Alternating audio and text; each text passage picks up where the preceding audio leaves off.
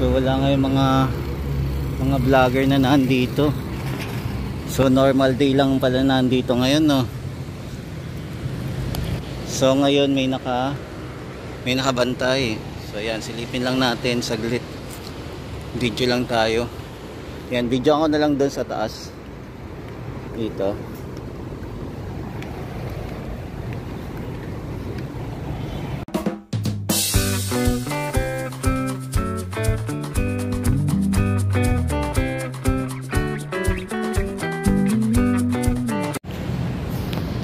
Yan, silip lang po tayo dito sa EDSA. So mapapansin pala natin wala ngayong naka-standby dito, no, ngayong Sunday. So zero po yung mga namasyal dito na mga vloggers at saka sa mga gusto mag-rally. Ayan, so zero. So wala tayong mapapansin na mga tumatambay ngayong Sunday. Mukhang tahimik po ngayon. Pero may makikita tayo mga sasakyan ng mga pulis na naka-standby dito. If ever siguro may manggulo dito sa area o sakaling meron siguro mag-vlog. Ayan.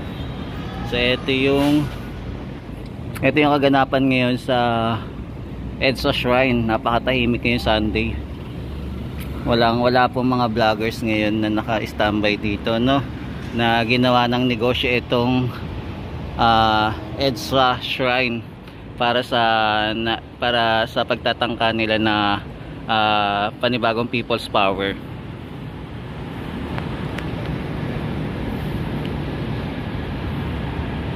Yan, so silip-silip lang tayo mga guys, ha.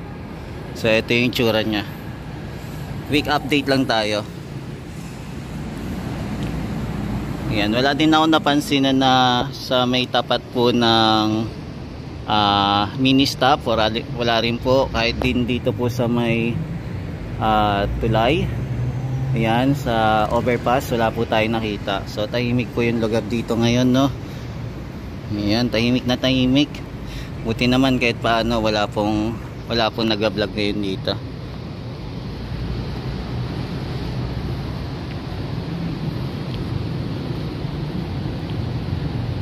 Yan, so ito po yung itsura o kaganapan ngayon dito sa EDSA Shrine. So zero talaga. Wala tayong mga nakitang mga vloggers na laging pumupunta dito every day para tumambay dito sa lugar na to. Mukhang etong Sunday, mukhang pahinga muna talaga nila, no.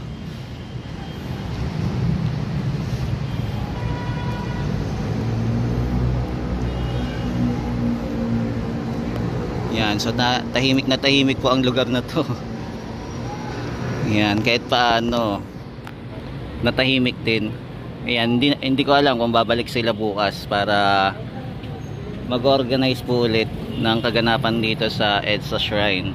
Kasi ginawa na nila talaga dito tambayan na magkakaroon talaga daw ng rally, 'di ba? Kahit nga yung Iglesia ni Cristo, ayan, sinasabi daw na sasama daw sa DDS para makiisa daw sa rally. Yan, pero wala din naman nangyari sa rally na sinasabi nila, na hindi naman pala po totoo, kundi isang ano lang din po pala, fake news yung magaganap. Yan, so ito muna yung latest update natin dito sa EDSA Shrine ngayong Sunday. So zero, wala tayong nakita ngayon na mga vlogger na naka-standby po dito para mag-vlog po ulit at sabihin na yung mga tao daw ay nagsipuntahan na dito at magsisimula na po ng mga kaganapan para sa rally po. Yan, so maraming salamat po. Ito po ulit si JR Doria TV, nag-update dito sa EDSA Shrine.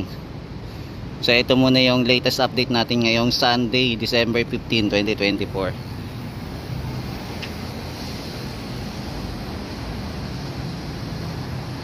Yan, maraming salamat guys. Hanggang sa muli. Thank you and good night.